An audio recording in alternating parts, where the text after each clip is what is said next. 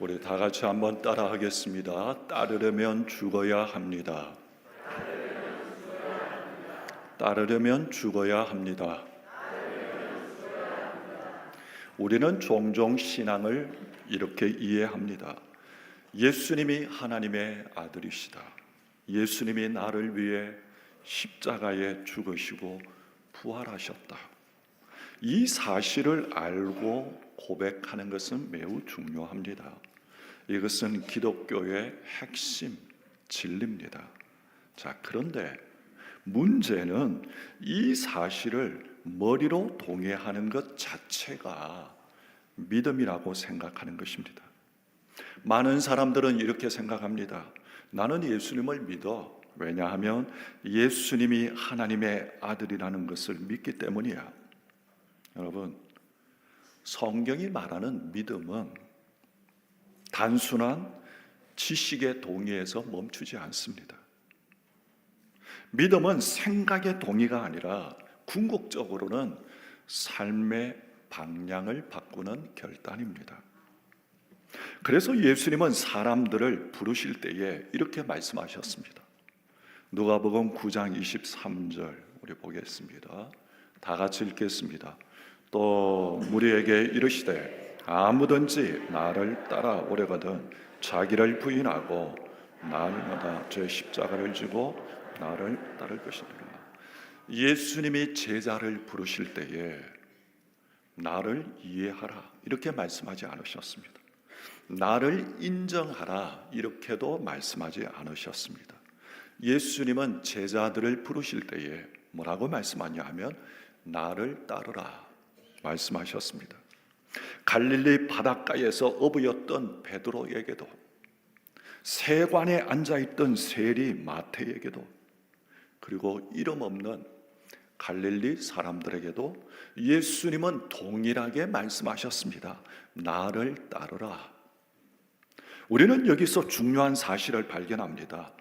진짜 믿음은 동의가 아니라 따름이라는 것입니다. 생각해 보십시오. 오늘날 교회 안에서도 예수님을 믿는다고 말하지만은 실제로는 예수님을 따르지 않는 신앙인들이 많습니다. 우리가 다 예수님을 믿죠? 예수님을 따르는 삶을 살아갑니까? 믿는다고 하는 것은 무엇입니까? 예수님을 지식적으로 인정하고 예수님을 안다는 것입니까? 믿는다고 하는 것은 예수님을 따른다는 것입니다. 예수님을 존경하지만은 따르지 않습니다. 예수님 존경하죠? 근데 예수님을 따르는 것은 없습니다. 예수님을 인정하지만은 말씀에 순종하지 않습니다. 이것이 참된 믿음일까요? 믿음은 단지 교리를 받아들이는 것이 아니라 내가 중심이던 삶에서 예수님이 중심이 되는 삶으로 방향을 바꾸는 것입니다. 그래서 예수님을 믿는다고 하는 것은 예수님을 존경하는 것도 아니고 예수님에 대해 동의하는 것도 아닙니다. 물론 이러한 모습이 넓게는 포함되어 있지만은 예수님을 믿는다고 하는 것은 무엇입니까? 예수님을 따라 사는 것을 믿는다고 합니다. 자, 그렇다면 우리는 다시 질문해야 합니다. 그러면 예수님을 따르려면 어떻게 해야 합니까? 예수님은 이 질문에 대해 아주 분명하게 말씀하셨습니다. 누가복음 9장 23절 여기 다 같이 읽겠습니다. 또 무리에게 이르시되 아무든지 나를 따라오려거든 자기를 부인하고 날마다 제 십자가를 지고 나를 따를 것이니라. 믿는다고 하는 것은, 예수님을 믿는다고 하는 것은 무엇이라고요? 예수님을 따르는 것이 예수님을 믿는 거구나. 예수님을 따르는 삶을 사십니까? 자, 그러면 예수님을 따르려고 하면 어떻게 해야 합니까? 첫 번째는 자기를 부인하라 이렇게 말씀합니다. 아무든지 나를 따라오려거든 자기를 부인하고 이렇게 말씀합니다. 한번 다 같이 따라하겠습니다. 자기를 부인하라. 자기를 부인하라. 이 말은 왕좌에서 내려오라 이런 의미가 있습니다.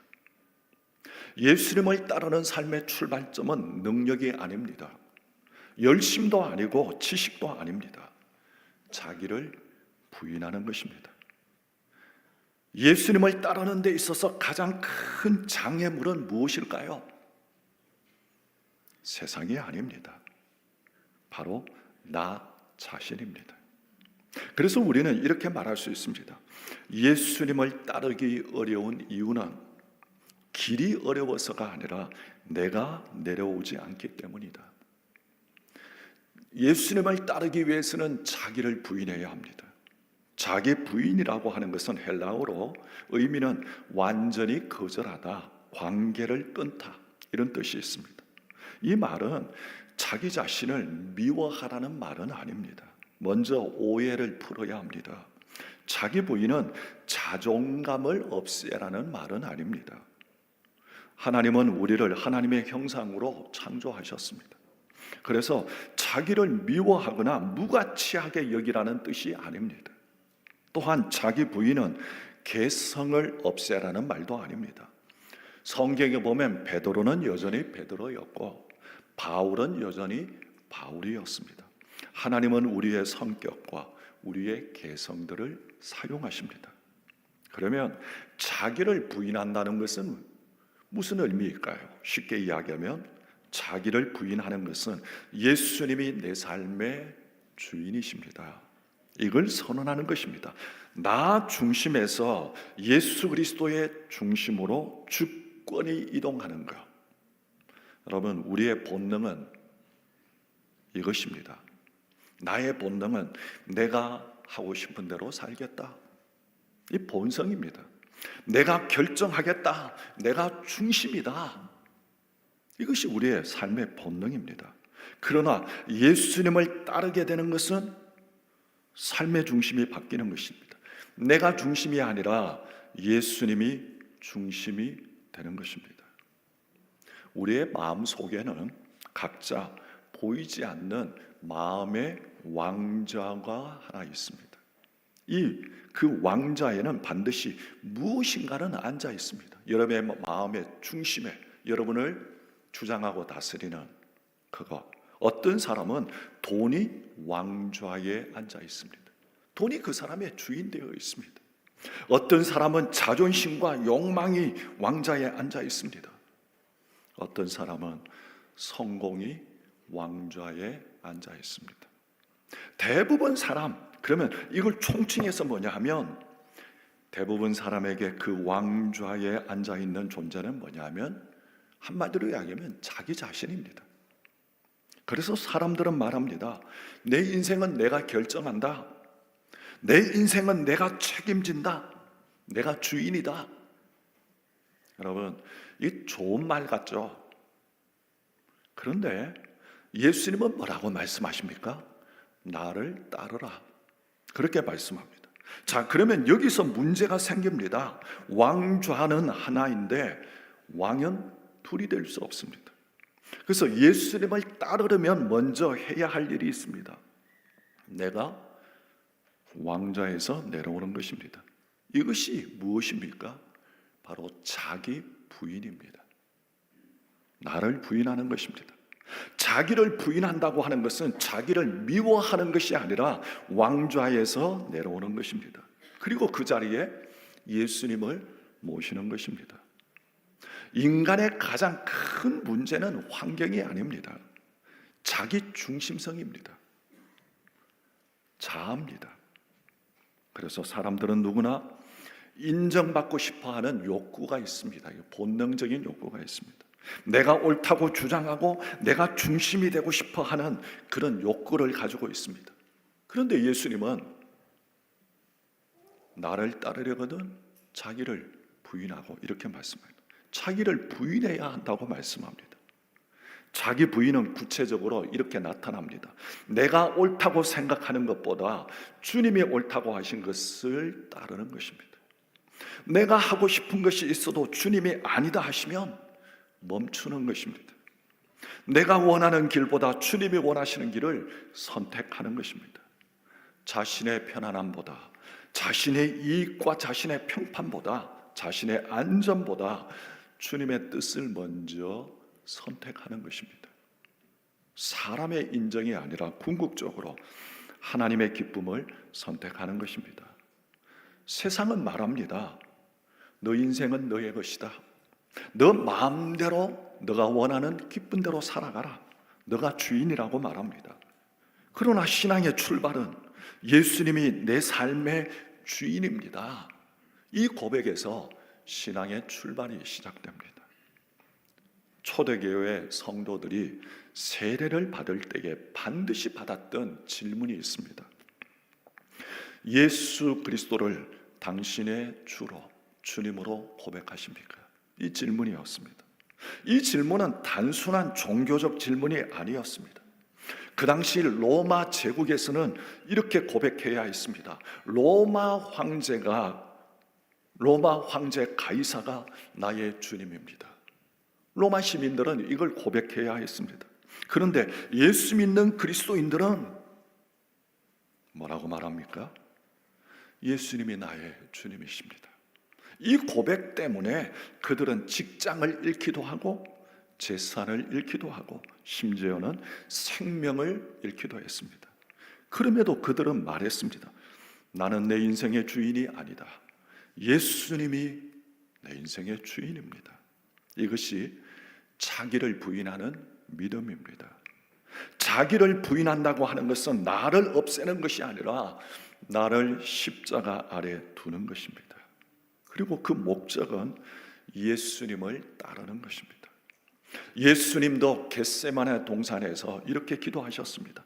내 원대로 마옵시고 아버지의 원대로 하옵소서. 이것이 자기를 부인하는 완성입니다. 오늘 우리는 스스로에게 물어야 합니다. 나는 여전히 내 판단과 내 계획, 내 자존심, 내 방식을 붙들고 살고 있지는 않습니까? 우리는 항상 물어야 합니다. 이것이 주님이 기뻐하시는 일인가? 여러분, 믿음이라고 하는 것은 무엇입니까? 그냥 예수님을 내가 인정해, 이것입니까? 예수님은 이렇게 말씀합니다. 믿음의 길은 예수를 따르는 길입니다. 따르려고 하면 어떻게 해야 합니까? 첫 번째는 자기를 부인하라, 이렇게 말씀합니다. 두 번째는 날마다 자기 십자가를 지라, 이렇게 말씀합니다. 한번 따라 합시다. 날마다 자기 십자가를 지라. 예수님은 이어서 이렇게 말씀합니다. 날마다 제 십자가를 지고 나를 따르라.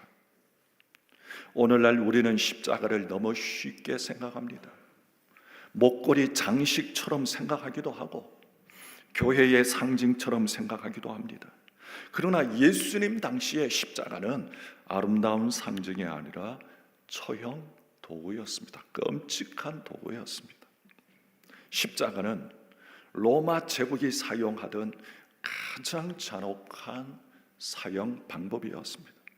그래서 십자가를 진다고 하는 것은 살기 위해 가는 길이 아니라 죽으러 가는 길이었습니다. 근데 예수님은 제자들에게 뭐라고 말씀합니까? 날마다 자기 십자가를 지고 나를 따르라 말씀합니다. 중요한 것은 말씀의 순서입니다. 예수님은 먼저 말씀하셨습니다. 자기를 부인하라. 그리고 그 다음에 말씀하셨습니다. 십자가를 져라. 이 두 말씀은 서로 떨어진 말이 아닙니다. 여러분, 자기를 부인하면 해야 비로소 십자가가 보입니다. 사람이 자기중심적으로 살 때에는 십자가가 보이지 않고 십자가를 질 수 없습니다. 왜냐하면 인생의 기준이 이것이기 때문입니다.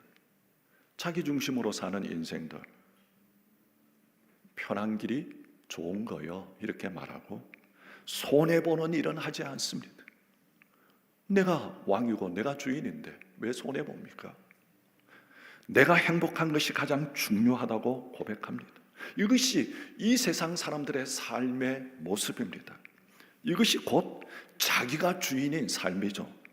그러나 예수님을 따르기 시작하면 삶의 기준이 달라집니다. 이제 기준이 내가 원하는 길이 아니라 주님이 원하시는 길이 됩니다. 그 순간부터 우리의 눈에 보이기 시작하는 것, 그것이 바로 십자가입니다. 십자가는 고통, 고난을 사랑하라는 말은 아닙니다. 많은 사람들은 이 말을 오해합니다. 십자가를 진다고 하는 것은 고난을 찾아다니라고 하는 이런 말로 오해합니다.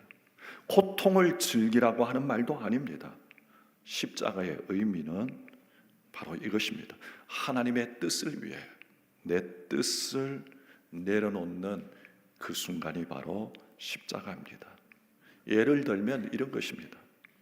용서하고 싶지 않지만은 주님 때문에 용서의 손을 내밀고, 타협하면 이익이지만은 주님 때문에 정도를 선택하고, 내 자존심을 지키고 싶지만은 주님 때문에 화목과 겸손을 선택하고, 성교도 티나지 않는 자리에서 묵묵히 보이지 않는 것에 충성하고 있는 것, 바로 이 순간이 십자가를 지는 순간입니다. 하나님은 각 사람에게 다른 십자가를 맡기셨습니다. 예수님은 남의 십자가를 져라 이렇게 말씀하지 않으셨습니다. 자기 십자가를 져라. 하나님은 각 사람에게 다른 책임을 주십니다. 목회자의 십자가가 있고, 직분자의 십자가가 있고, 초신자의 십자가가 있습니다. 중요한 것은 이것입니다. 내게 맡겨진 순종을 피하지 않는 것입니다. 그것이 자기 십자가를 지는 삶입니다. 그런데 십자가는 날마다입니다. 예수님은 이렇게 말씀하지 않으셨습니다. 가끔은 십자가도 져야 하는 것이 믿는 길이야, 이렇게 말씀하지 않으셨습니다. 예수님은 뭐라고 말씀하십니까? 날마다 매일 십자가를 져라, 그렇게 말씀합니다. 왜냐하면 우리 안에 자아는 하루에도 몇 번씩 살아나기 때문입니다. 아침에 죽었던 자존심이 점심에 다시 살아납니다. 어제 내려놓았던 그 욕심이 오늘 다시 고개를 듭니다. 그래서 제자의 길은, 주님을 따르는 믿음의 길은 한 번의 결단이 아니라 매일매일의 선택입니다. 여러분, 우리는 십자가를 지기 전에 이미 예수님의 십자가로 구원을 받았습니다. 그래서 우리가 지는 이 십자가, 예수님이 지신 십자가가 아니라, 구원받기 위해서가 아니라 구원받은 사람의 삶으로 자기 십자가를 지고 가는 것입니다. 우리는 예수님의 십자가 때문에 이제 우리의 십자가를 칠 수 있습니다. 여러분, 예수를 믿는다고 하는 것은 뭐죠? 예수님을 따른다는 얘기입니다. 따르기 위해서는 어떻게 해야 합니까? 내가 주인 되어 있고 내가 잘났으면 따를 이유가 뭐 있습니까? 내가 주인으로 살아가면 되는 거지. 따르기 위해서는 어떻게 해야 합니까? 먼저는 자기를 부인해야 따를 수가 있습니다. 내가 부인이 안 되니까, 나를 내려놓지 못하니까 따르지 못하는 거죠. 그리고 자기 십자가를 져야 합니다. 세 번째로, 그러면 십자가 뒤에 생명이 있다, 이렇게 말씀합니다. 한번 따라 합시다. 십자가 뒤에 생명이 있다. 예수님은 자기를 부인하고 자기 십자가를 지고 나를 따르라 말씀하시고, 이어서 하시는 말씀이 이겁니다. 24절 다 같이 읽겠습니다. 누구든지 제 목숨을 구원하고자 하면 잃을 것이요, 누구든지 나를 위하여 제 목숨을 잃으면 구원하리라. 어쩌면 이거는 역설입니다. 세상은 뭐라고 말합니까? 지켜라, 붙잡아라, 포기하지 마라, 그래야 너의 인생을 얻는다고 말합니다. 그래서 사람들은 돈을 붙잡고, 성공을 붙잡고, 체면을 붙잡고, 권리를 붙잡습니다. 어떻게든 놓지 않으려고 합니다. 놓으면 마치 내가 실패하고 죽는 것처럼 여깁니다. 자, 그런데 예수님은 뭐라고 말씀합니까? 붙잡으려고 하면 오히려 잃는다. 잃는 자가 결국은 얻게 된다고 말씀합니다. 이것이 바로 복음의 역설입니다. 사람들은 본능적으로 자기 인생을 붙잡으려고 합니다. 그러나 놀라운 사실은 붙들수록 더 잃어버린다는 것입니다. 돈을 붙잡으면 마음을 잃습니다. 명예를 붙잡으면 평안을 잃습니다. 자존심을 붙잡고 있으면 관계가 훼손되고 관계를 잃습니다. 붙잡으려고 하면 인생은 결국 더 중요한 것을 잃어버립니다. 우리의 모습이 종종 이러한 모습이 있지 않았습니까? 그것 붙잡으려고 하다가 진짜 중요한 것을 잃어버리는 것. 그래서 자기를 붙잡고 살수록 인생은 점점 좁아집니다. 그러나 주님을 위해 내려놓으면 예수님은 말씀하십니다. 나를 위하여 잃는 자는 얻는다. 여기서 중요한 단어는 무엇입니까? 나를 위하여, 이것입니다. 그래서 신앙의 신비는 여기에 있습니다. 잃는 것이 곧 얻는 것이다. 용서하면 자존심을 잃는 것 같지만은 평안을 얻습니다. 섬김은 시간을 잃는 것 같지만은 기쁨과 감사를 얻습니다. 나누면 재산을 잃는 것 같지만은 하나님의 축복을 얻습니다. 농부는 씨앗을 땅에 뿌립니다. 만약 씨앗이 이렇게 생각한다면 어떻게 될까요? 나는 썩기 싫어, 죽기 싫어. 그러면 그 씨앗은 영원히 씨앗으로 남아서 사라지게 됩니다. 그러나 씨앗이 땅에 떨어지고 땅에서 껍질이 깨어지고 자기를 잃어버리면 그 씨앗이 싹이 나고 나무가 됩니다. 열매가 됩니다. 숲을 이루게 됩니다. 씨앗은 자기를 잃을 때에 비로소 자기 자신을 얻습니다. 그래서 예수님은 요한복음에서도 말씀하십니다. 잃어야 열매가 생긴다.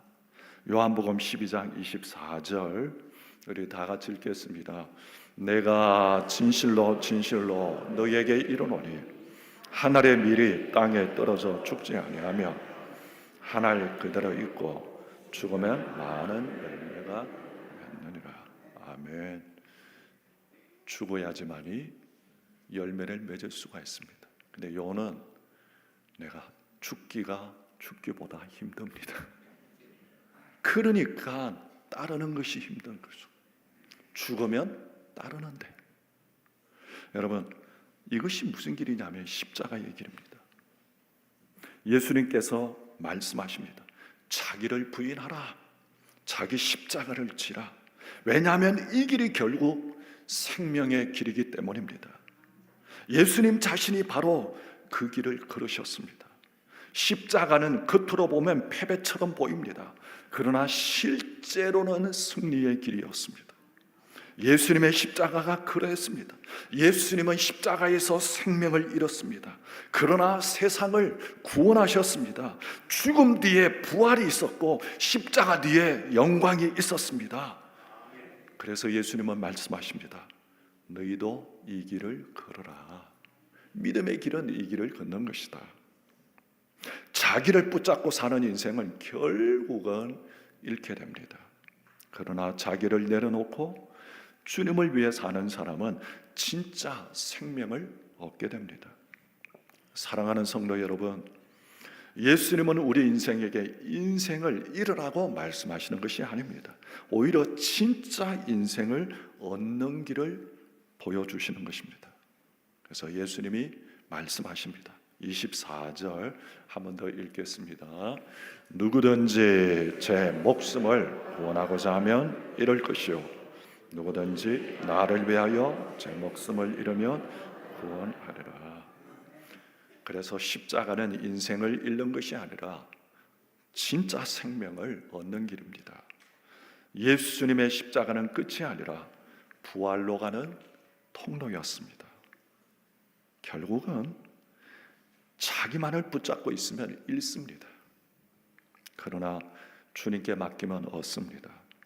이것이 바로 예수님의 말씀하신 제자의 길이고 복음의 역설입니다. 이제 고난주간이 다가옵니다.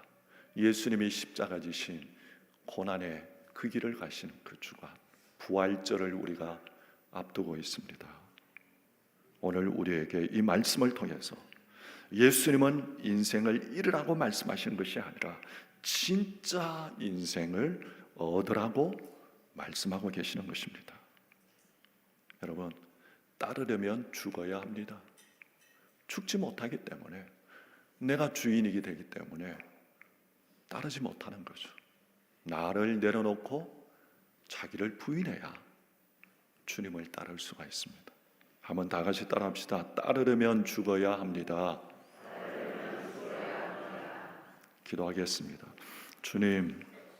주님을 따른다고 하지만은 여전히 나를 부인하지 못하고 내가 내 삶의 주인이 되어 예수를 인정하고 예수님을 우리가 동의하지만은 삶은 여전히 내가 왕이 되고 내 삶의 주인이 되어 따르지 못하는 모습이 우리의 삶에 있기에 우리의 삶의 풍성한 열매를 맺지 못하는 우리의 삶의 처지를 돌아보게 됩니다.